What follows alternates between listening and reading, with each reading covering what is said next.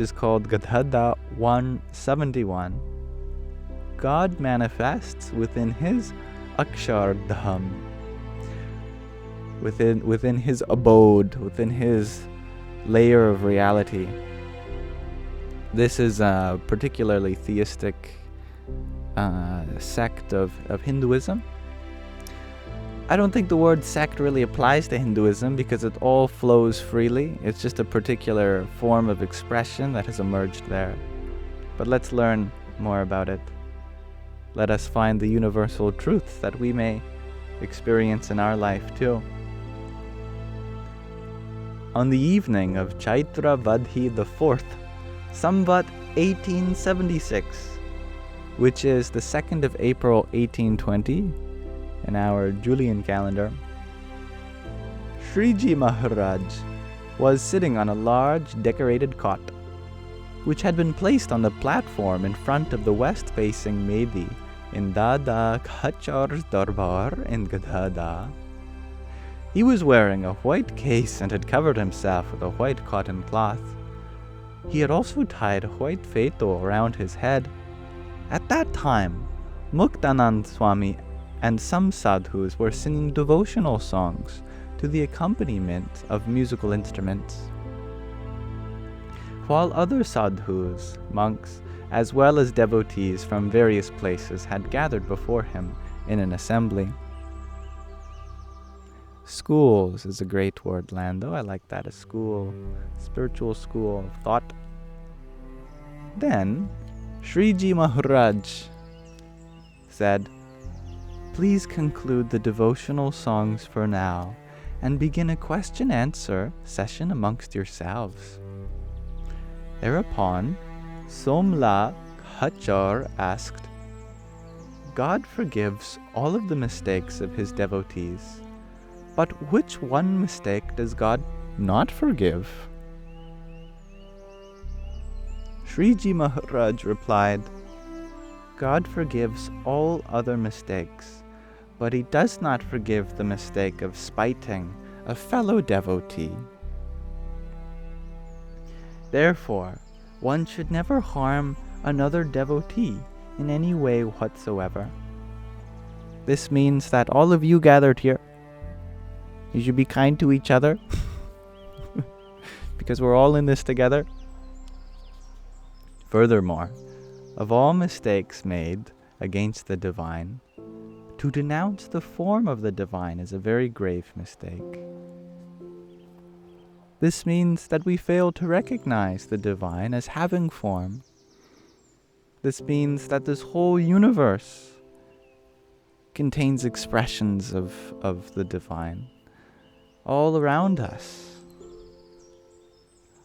One should never make this mistake. One who does this so commits a sin more serious than the 5 grave sins. Sin in this context does not mean a punishment.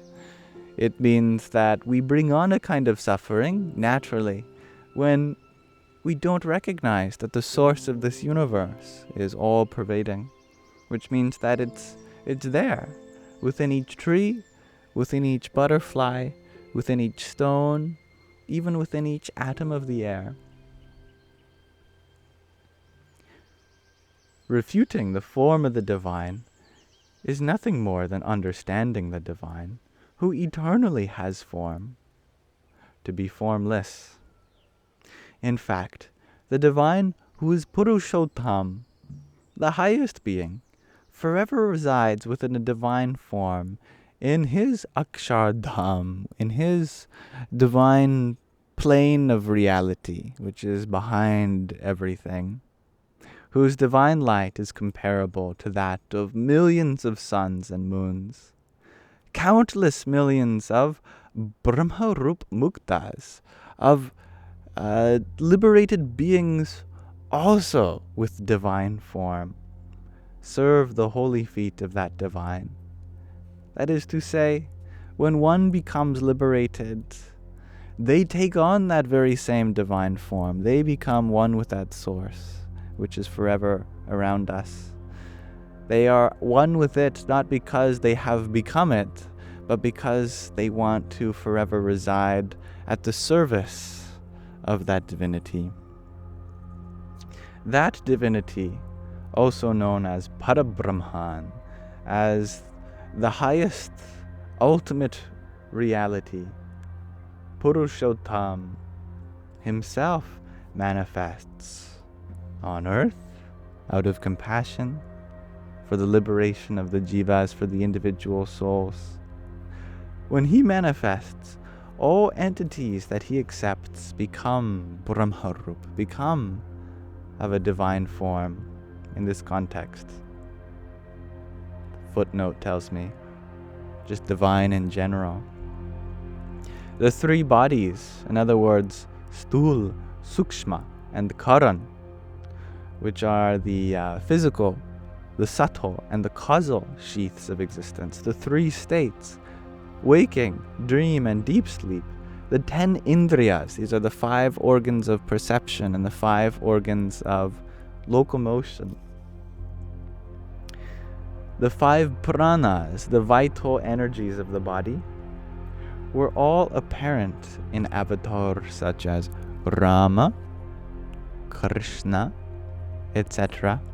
Although all of them appear to be like those of ordinary humans, in reality they are all Brahman, the ultimate reality, not Mayic, material in nature. Therefore, one should never refute the form of the divine. Wherever the divine is, we shall recognize. Matra Dhandal then asked, what is the characteristic of jealousy? Switching topics. Sriji Maharaj replied, one who is jealous of someone cannot tolerate that person benefiting in any way. They should be pleased if misery befalls that person. That is the characteristic of jealousy.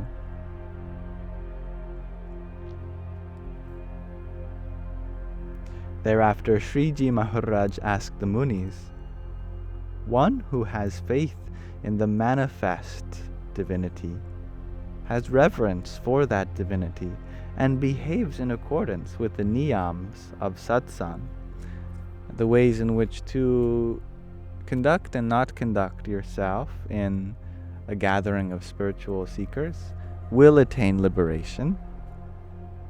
That is the way of Satsang. What, however, are the methods of liberation according to the scriptures? The meanings of the Vedas, humanity's oldest scriptures, are indeed very difficult to understand. Thus, they are not narrated in spiritual discourses. However, the Srimad Bhagavad Purana, one of the stories which elucidates various concepts in the Vedas, contain the message of the Vedas and are simpler to understand. It makes sense. The Vedas are really just a set of terse truths, but stories are one of the easiest ways to deliver truth because we resonate with the personality of them. And so, they are widely narrated in public spiritual discourses. Please then, explain how one can attain liberation as explained in the scriptures. Also bear in mind that Shankaracharya, who was this great Acharya, about 1,000 years ago, who was a proponent of Advaita Vedanta, of the non-dual interpretation of Vedanta, has propounded that the divine is formless, whereas Ramanujacharya, who was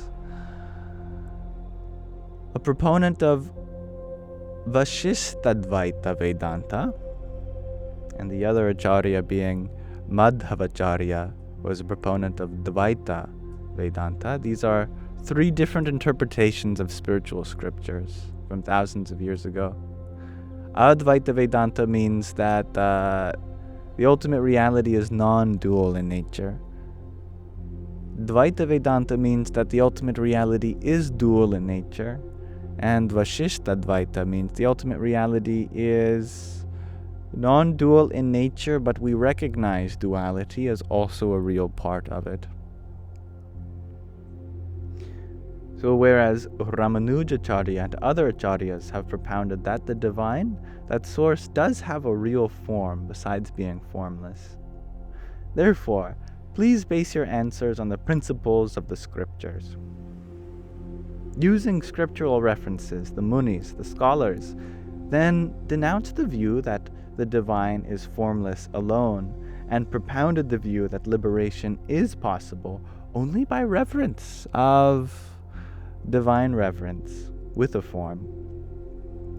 That is to say, we require a personal form of the divine in order to connect with the source, even if that source in its original nature is beyond having a form.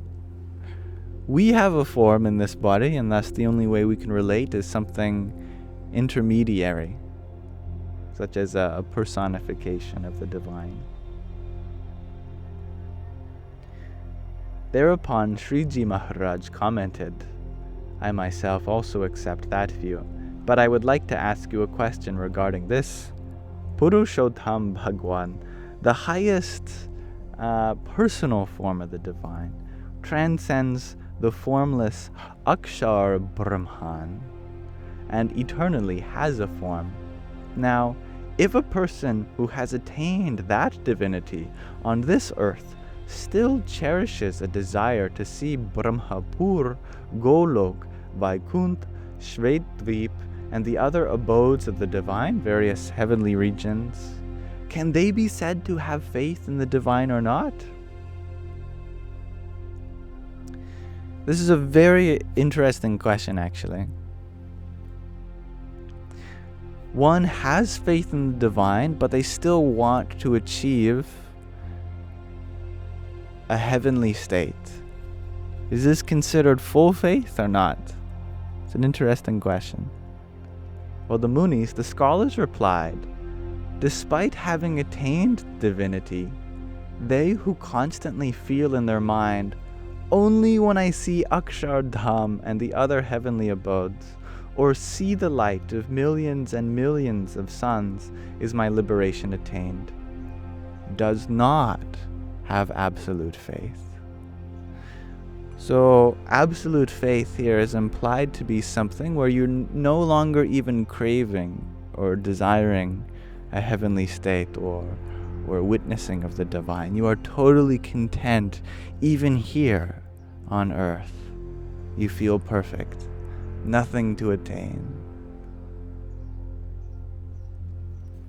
Sriji Maharaj countered by asking, what sin have they committed in entertaining a desire to see Brahmapur and the other abodes and the form of Brahman, the ultimate reality, that you disqualify their faith? The scholars, the munis, replied, why should a person who believes that liberation is attained by the mere darshan of the manifest form of the divine harbor a dislike for Brahmapur, Golok, and the other abodes? After all, they do belong to the divine. However, without the divine, they would have no desire for them. Sriji Maharaj further questioned, those abodes and the attendants residing in them are formed of Chaitanya, pure awareness, and transcend Maya, material existence. So what flaw is there in them that one should not desire to see them? Also, what about the divine who is manifest on this earth? How would you view their attendants, who are also in fact mortal, and the houses they live in, which are perishable? The munis, the scholars, replied, we understand those houses to be like Brahmapur, the abode of the divine. Wherever there is a devotee, their house is the abode of the divine. And we understand those attendants to be Brahmarup, divine themselves. Sriji Maharaj then said, Brahmapur and the attendants of the divine residing in Brahmapur are immortal and perishable, whereas the houses and attendants of this Murtyalok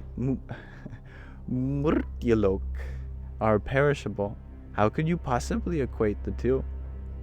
Finally, Nityanand Swami requested, Maharaj, you will have to answer that question. Thereupon Sriji Maharaj explained, when the divine incarnates for the purpose of granting liberation to the jivas, the individual beings, he is always accompanied by his Akshardhām, by his abode. He brings his abode with him. He brings the kingdom of heaven to earth.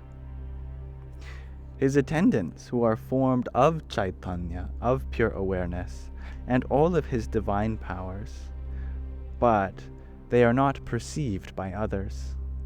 Nevertheless, when some devotee acquires a divine vision during samadhi, during a state of meditation in which the object which you are meditating on becomes one with you, the meditator,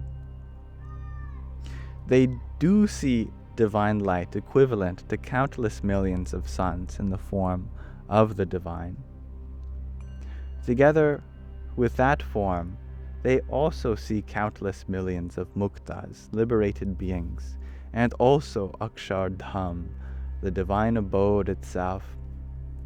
Therefore, all of these do accompany the divine.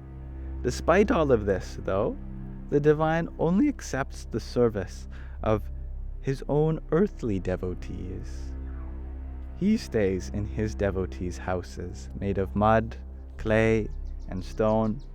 He lovingly accepts whatever those devotees offer him, be it incense, an oil lamp, food, clothes, or anything else.